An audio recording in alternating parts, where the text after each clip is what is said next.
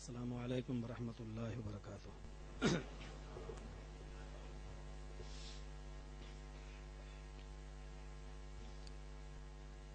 الحمد للہ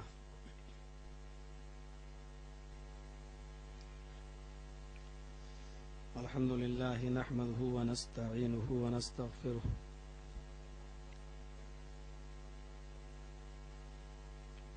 ونعوذ باللہ من شرور انفسنا ومن سیئات اعمالنا من يهده الله فلا مضل له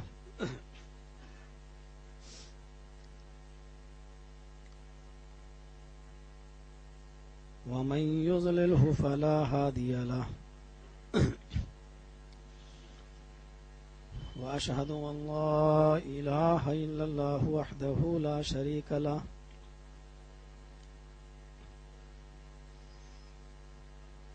وأشهد أن محمدا عبده ورسوله أما بعد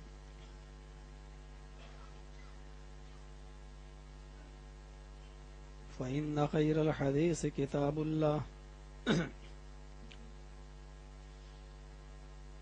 وخير الهدي هدي محمد صلى الله عليه وسلم وشر الأمور محدثاتها وكل محدثة بدعة وكل بدعة ضلالة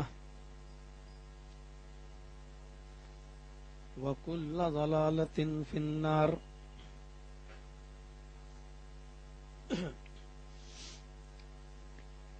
اعوذ باللہ من الشیطان الرجیم، بسم اللہ الرحمن الرحیم۔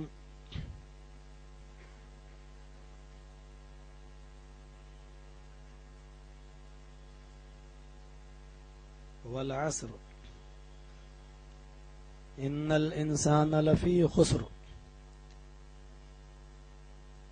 الا الذین آمنوا وعملوا الصالحات وتواصوا بالحق وتواصوا بالصبر۔ رب اشرح لي صدري ويسر لي امري واحلل عقدة من لساني يفقهوا قولي رب زدني علما۔ آمین۔ حمد و ثنا، تعریف و توصیف، کبریائی و بڑائی، تسبیح و تحلیل لائق و سزاوار ہے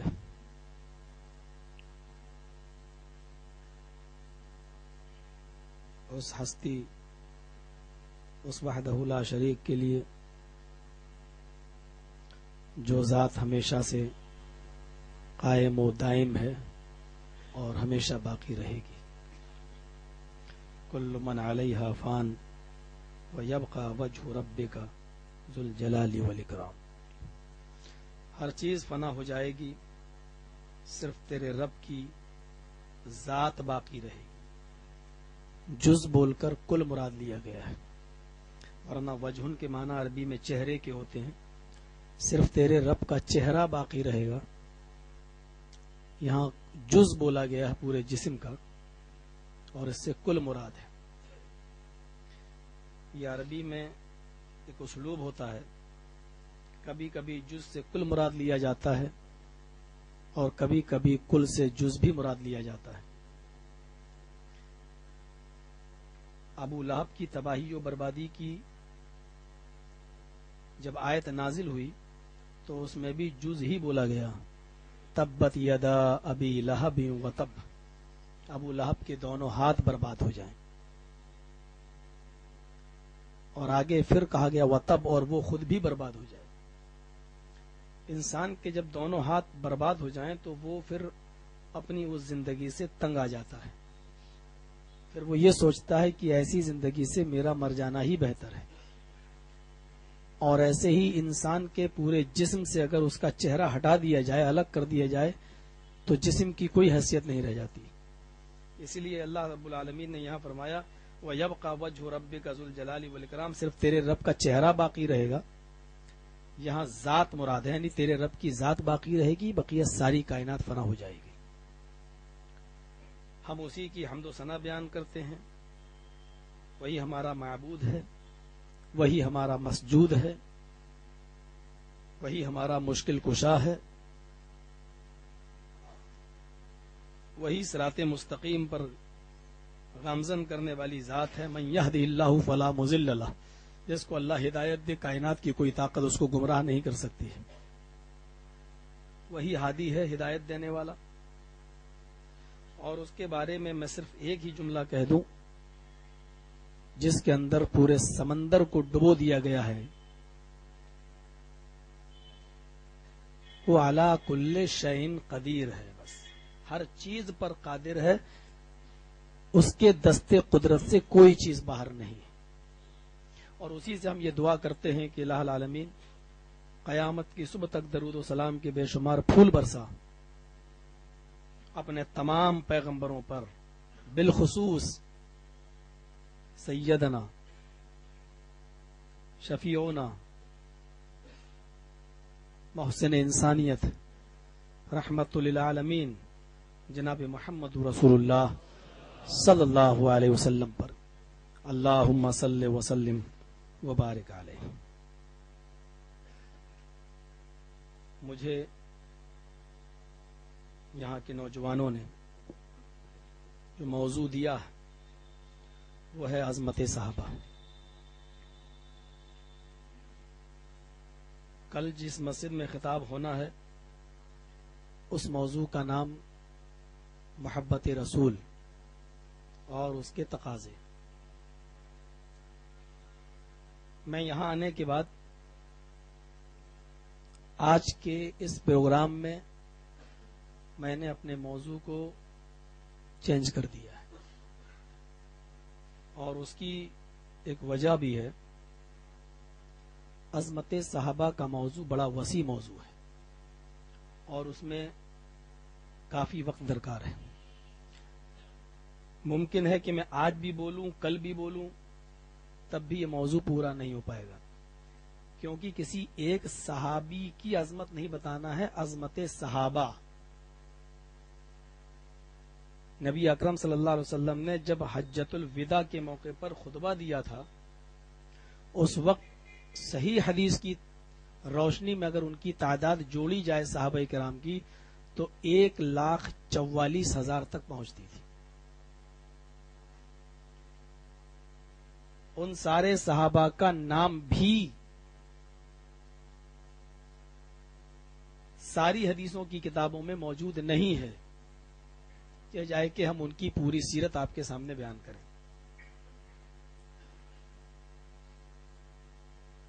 حضرت ابو بکر کا مقام، حضرت عمر فاروق کا مقام، حضرت عثمان غنی کا مقام، حضرت علی رضی اللہ تعالیٰ عنہ کا مقام، اور اس کے بعد جو صحابہ عشرہ مبشرہ گزرے ہیں ان کا مقام، پھر جنگ بدر میں لڑنے والے 313 ان صحابہ کرام کا مقام و مرتبہ. مجھے یہ مختصر سا وقت راس نہیں آ رہا تھا کہ میں اتنا اہم موضوع میں آپ کے سامنے اٹھاؤں. اور پھر صبح سے طبیعت بھی کچھ ایسی ہی ہے. ویسے میں عام طور پر کسی جلسے میں میری کیسٹیں آپ کے پاس ہوں گی، کبھی نہیں سنا ہوگا کہ میں نے یہ باتیں کہی ہوں جو آج کل ممبر پر یا کرسیوں پر عام مولانا لوگ بیان کرتے ہیں. لیکن یہ حقیقت ہے کہ صبح سے میری پوزیشن اچھی نہیں ہے. طبیعت، میں دبئی گیا ہوا تھا اور دبئی سے لوٹنے کے بعد کچھ کانفرنسیں تھیں میری، شارجہ میں، عمان میں، ابوظہبی میں. وہاں سے لوٹنے کے بعد جب سے میں یہاں آیا ہوں تب سے اپنے آپ کو سنبھال نہیں پا رہا ہوں. اندور تک کا سفر مجھے نہیں معلوم تھا کہ بس سے آئیں گے تو اتنا خطرناک سفر ہوگا. ہمارے یہاں سے ڈائریکٹ کوئی ٹرین نہیں تھی، سلیپر مل گیا تھا لیکن اس نے ہلا کر رکھ دیا. شاداب بھائی کو اللہ جزائے خیر دے، ہم کو لے کے گئے، ڈاکٹر کو دکھا کے لائے. دوا کھائی آرام ملا، لیکن دوسری چیز یہ ہے کہ مجھے اب اس وقت فیور سا محسوس ہو رہا ہے اندرونی طور پر، کچھ بخار سا. اور اتنا اہم موضوع میں نہیں سمجھتا تھا کہ اس موضوع پر میں عظمت صحابہ کو، میں اپنی اس طبیعت کو لے کر میں اس موضوع کو بول سکوں گا. اس لیے میں نے درس قرآن کی شکل میں، اور یہ بھی ایک اہم موضوع ہے، اس میں آپ کو ایک نہیں کئی چیزیں ملیں گی. میں نے سورہ عصر کی تلاوت آپ کے سامنے کی. میں نہیں چاہتا تھا کہ میں اب آیا ہوں تو کوئی وقت بہانے میں گزار دوں کہ نہیں آج طبیعت ٹھیک نہیں ہے، آج چھوڑ دیجئے، کل تو ہے ہی. آپ لوگ اتنی دور سے آئے ہیں، دور دراز علاقے کے لوگ ہوں گے، کوئی بیچارہ 20 کلومیٹر دور سے آیا ہوگا، کوئی 25 کلومیٹر دور سے آیا ہوگا. تو جو وقت مل رہا ہے اس کو غنیمت سمجھنا چاہیے. اللہ کہنے والوں کو بھی اور سننے والوں کو سب کو عمل کی پوری توفیق عطا فرمائے. سورہ عصر میں جو میں نے آپ کے سامنے تلاوت کی بڑی اہم سورت ہے. بس اتنا بتا دوں میں کہ اس سورت کی عظمت کا اور اس کی اہمیت کا اندازہ ہمیں حضرت عبداللہ ابن عباس رضی اللہ تعالیٰ عنہ کے اس قول سے ہو سکتا ہے. بہت ہی مشہور مفسر قرآن گزرے ہیں، بلکہ 6 سال کی جب ان کی عمر تھی تو یہ نبی اکرم صلی اللہ علیہ وسلم کے، آپ نماز پڑھ رہے تھے، یہ داہنی طرف کھڑے ہو گئے، جبکہ یہ جو ہے بائیں طرف کھڑے ہو گئے. جبکہ بائیں طرف اگر 2 آدمی نماز پڑھ رہے ہوں اور ایک پڑھا رہا ہو دوسرا اس کی اقتدا کر رہا ہو تو امام کو بائیں طرف ہونا چاہیے. یہ آئے اور ان کو مسئلہ معلوم نہیں تھا، اور یہ 6 سال کی عمر میں تھے ان کی، یہ بائیں طرف کھڑے ہو گئے، یعنی نبی کے امام بن گئے. تو اللہ کے نبی نماز ہی کی حالت میں ان کا کان پکڑتے ہیں، عبداللہ ابن عباس کا، بخاری شریف کی روایت ہے، کان پکڑتے ہیں اور ان کو ایسے پیچھے سے ان کو دائیں طرف لاتے ہیں اور ان کو اپنے دائیں سائڈ میں کھڑا کر دیتے ہیں. نبی اکرم نے نماز پڑھائی، انہوں نے اقتدا کی، یہ عمر ہے 6 سال کی. حافظ احمد ابن حجر الاسقلانی رحمۃ اللہ علیہ نے فتح الباری بخاری کی شرح میں لکھا ہے کہ ان کی عمر 6 سال کی تھی. اس کے بعد اللہ کے نبی نے یہ دعا کی تھی نماز پڑھنے کے بعد، سلام پھیرنے کے بعد، کہ اللہ قرآن تو نے نازل تو میرے اوپر کیا ہے، لیکن قرآن کا علم اور قرآن کی سمجھ عطا فرما دے عبداللہ کو. اور جس بچے کے لیے نبی اکرم دعا کر دیں، غور کیجئے دعا کی کس کے لیے جا رہی ہے، اور دعا دینے والی، دعا کرنے والی شخصیت اور ذات کون سی ہے. جب ہم ان دونوں چیزوں کو دیکھیں گے تو معاملہ بالکل عیاں ہو جائے گا صاف. اے اللہ قرآن تو نے نازل تو میرے اوپر کیا ہے، لیکن قرآن کا علم عطا فرماتے عبداللہ ابن عباس کو، میرے چچیرے بھائی کو. تاریخ بتاتی ہے کہ عبداللہ ابن عباس سے بڑا کوئی مفسر نہیں گزرا ہے، اللہ نے اتنا زبردست علم دیا. عبداللہ ابن عباس جو قرآن کے سب سے بڑے مفسر ہیں، ان کا قول ہے کہ اگر اللہ نے پورا قرآن نازل نہیں کیا ہوتا، پورا قرآن اگر نہیں اتارا ہوتا، صرف یہی ایک سورت نازل کر دی ہوتی سورہ عصر، تو یہ ایک سورت انسان کی پوری زندگی کے عمل کرنے کے لیے کافی تھی. بنیادی طور پر پورے قرآن کے اندر جو تعلیمات موجود ہیں وہ ساری کی ساری سورہ عصر کے اندر اختصار کے ساتھ موجود ہے. پورا قرآن آپ پڑھیے، اس میں کیا ملے گا آپ کو؟ ایمان سے بحث ہے، عمل صالح سے بحث ہے. پورا قرآن، آدھے سے زیادہ قرآن ایمان سے بھرا ہے. بقیہ جو حصہ قرآن کا بچا ہے آدھا، اس میں عمل صالح کی تاکید کی گئی ہے. حق اور حقوق، بندوں کے حقوق سے بھی تعلق ہے. یہ اللہ کا حق ہے، یہ بندوں کا حق ہے. حقوق کی ادائیگی کرو، حق بولتے رہو، حق بات کہتے رہو. اور حق بات جو آدمی کہے گا، جو بھی ہو، وہ بچے گا نہیں. حق کے ساتھ صبر کو جوڑنے کا کوئی مقصد ہے.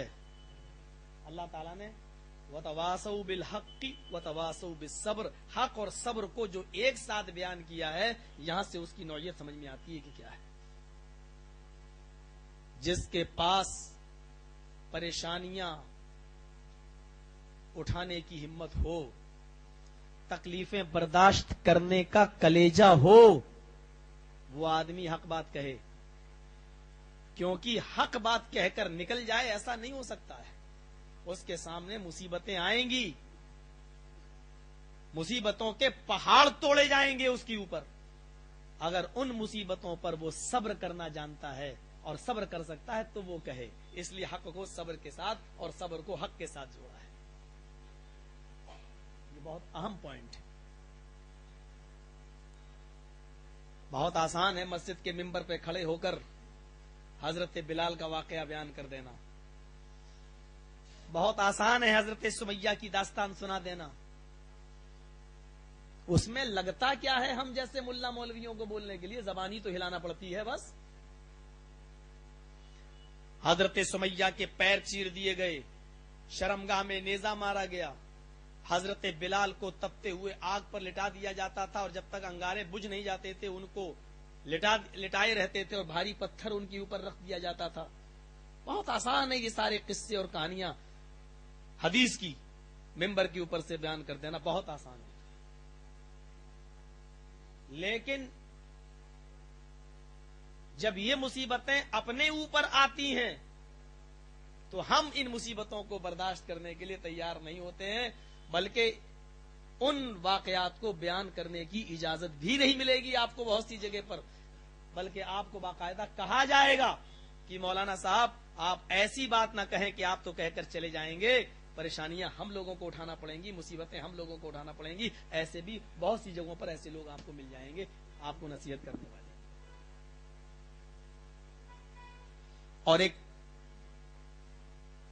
منصوبہ یہ بنایا گیا کہ اس بات کو ایسے پیش کیا جائے تاکہ سننے والے کو برا بھی نہ لگے. تو وہاں حکمت کا لفظ استعمال کیا گیا ہے کہ دیکھیے اللہ کے نبی نے فرمایا حکمت سے بولو. قرآن بھی کہتا ادعو الی سبیل ربک بالحکمہ، حکمت سے بات کرو. حکمت کے لفظ کو علماء کے سامنے پیش کیا جاتا ہے کہ یہ حکمت. عالم کو معلوم نہیں ہے حکمت کسے کہتے ہیں. وہ لوگ بتاتے ہیں کہ حکمت سے بولو. حکمت کیا چیز ہے؟ جو آدمی 5 وقت کی نماز نہ پڑھتا ہو اس کے لیے فجر اور عشاء میں پڑھنا کتنا مشکل ہے. اب حکمت یہ ہے کہ اس کو 3 ٹائم کی نماز کی دعوت دو، کیونکہ 5 وقت کی نماز کی دعوت دیں گے تو وہ آئے گا نہیں، کہے گا ہم تو نہیں اٹھ پائیں گے فجر میں. اس سے کہو فجر تمہارے اوپر سے معاف ہے، ظہر میں آؤ، عصر میں آؤ، مغرب میں آؤ، اور یہاں یہ حکمت اپناؤ کہ جب وہ ان 3 ٹائم کی نماز پڑھنے لگے گا تو پھر وہ نماز کا عادی ہوگا، پھر وہ فجر میں بھی اور عشاء میں بھی آئے گا. جب میں اس حکمت کو ان کے سامنے پیش کرتا ہوں حکمت ٹھیک ہے تو کہتے ہیں صاحب یہ کون ہوتے ہیں آپ؟ اللہ کے رسول نے 5 وقت کی نماز فرض کی ہے تو آپ کون ہوتے ہیں 3 وقت کی نماز کی دعوت دینے والے؟ تو پھر حکمت کیا ہے؟ کتاب و سنت کو، قرآن و حدیث کو ہم کیسے پیش کریں؟ حکمت ہم اس کو مانتے ہیں کہ کسی کا نام نہ لیا جائے. بس پکی قبروں کا کتاب و سنت کے اندر کیا ثبوت ہے اور اس کی حیثیت کیا ہے، اس کو اگر ہم پیش کر دیں تو لوگ کہتے ہیں یہ حکمت نہیں ہے. اللہ کے نبی برجستہ کہہ رہے ہیں کہ اے علی اللہ نے مجھے حکم دیا، میں تمہیں حکم دے رہا ہوں. جس گھر کے اندر کتا ملے، جس گھر کے اندر تصویر ہو اس گھر کی تصویروں کو مٹا دو، اور جہاں پکی قبریں تمہیں دکھائی دیں ان تمام پختہ قبروں کو توڑ کر زمین کے برابر کر دو. یہ حکم ہے نبی کا، حدیث ہے نبی کی. ہمارے ہاں میجورٹی بہت ہے ایسے لوگوں کی. بتائیے اس بات کو میں حکمت کے ساتھ پیش کرنا چاہتا ہوں، کیسے کروں؟ کیا حکمت؟ ہم نابالغ صحیح، ہم چھوٹے صحیح، آپ بزرگ ہیں ہمارے، مجھے بتاؤ اس حدیث کو ہم پیش کرنا چاہتے ہیں، حکمت کیا، کیسے پیش کروں؟ اچھا ٹھیک ہے ابھی بنا لو، جب دھیرے دھیرے تمہاری تعداد کنورٹ ہو کر اہل حدیث ہو جائے تب ہم گرا دیں گے. یہ تو حکمت نہیں ہے. حکمت اب یہ کہی گئی ہے کہ حکمت یہ ہے کہ یہ بات ہی بیان نہ کرو، حدیث اپنی جگہ پر ہے لیکن یہ مت کہو کوئی ضروری ہے؟ بہت سی حدیثیں موجود ہیں. اگر یہ حدیث پیش نہیں کرو گے تو تمہارا بگڑ کیا جائے گا؟ کیا یہی ایک حدیث تمہیں پیش کرنے کی ضرورت ہے؟ میں پوچھنا چاہتا ہوں کہ تم نے اپنی بیٹی کی شادی ان میں کیوں کی؟ کیا اہل حدیثوں میں تمہیں کوئی لڑکا نہیں مل رہا تھا؟ آج آپ اس سے سمجھوتا صرف اس لیے کر رہے ہیں کیونکہ ہماری بیٹیاں ان میں گئی ہیں، ان کی بیٹیاں ہم میں آئی ہیں. ہم نہیں چاہتے ہیں کہ رشتہ داری بگڑے، ہم نہیں چاہتے ہیں کہ معاملات بگڑے. اس لیے سزا مولوی کو دو، اپنے آپ کو سزا نہیں دو. ہم نے ان میں رشتہ کیا ہے، مجرم ہم ہیں، لیکن ہم تو ٹھیک ہیں. آپ یہ حدیث پیش نہیں کر سکتے ہیں، حکمت کا تقاضا. میری سمجھ میں نہیں آتا ہے کہ حکمت کس کو کہا گیا ہے. اللہ کے رسول سے بڑی بھی کوئی حکمت جانتا تھا اور نبی اکرم سے بھی زیادہ کوئی حکمت استعمال کر سکتا تھا؟ حکمت یہ تھی کہ جب صلح حدیبیہ کا موقع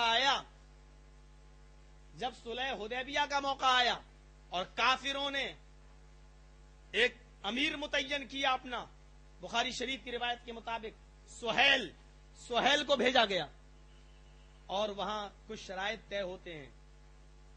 پہلی شرط، اے محمد صلی اللہ علیہ وسلم، اس مرتبہ نہ تمہیں حج کرنے دیا جائے گا نہ عمرہ.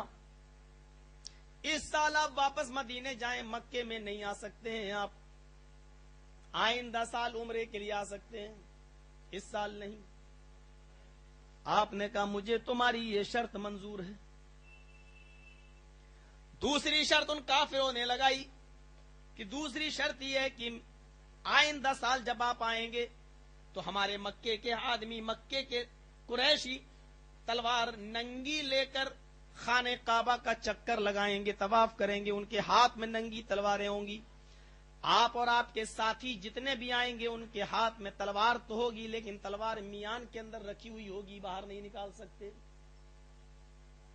ہمارے آدمی تلوار ننگی لے کر گھومیں گے، لیکن آپ کے آدمی تلوار میان کے اندر رکھیں گے. حکمت کا تقاضا یہ تھا. آپ نے فرمایا کہ مجھے تمہاری یہ شرط بھی منظور ہے. کافروں نے تیسری شرط لگائی، میرا کوئی آدمی اگر مکے سے بھاگ کر آپ کے پاس آئے اور پناہ لے لے تو آپ کو واپس کرنا پڑے گا. میرا آدمی آپ کے پاس آئے گا تو آپ کو واپس کرنا پڑے گا. میں لے جاؤں گا اپنے آدمی کو اور آپ کو چھوڑنا پڑے گا. لیکن اگر آپ کا کوئی آدمی مدینہ چھوڑ کر بھاگ کر مکے آتا ہے تو آپ واپس مانگیں گے تو میں آپ کے آدمی کو واپس نہیں کروں گا. میرا آدمی آپ کو واپس کرنا ہوگا اور آپ کا آدمی میرے پاس آئے گا تو میں واپس نہیں کروں گا. آپ نے کہا یہ تو ظالمانہ شرط ہے، یہ کون سی شرط ہے؟ کہا کہ شرط یہی ہے، صلح کرنا ہو تو کرو. آپ نے کہا مجھے تمہاری یہ شرط بھی منظور ہے. حضرت عمر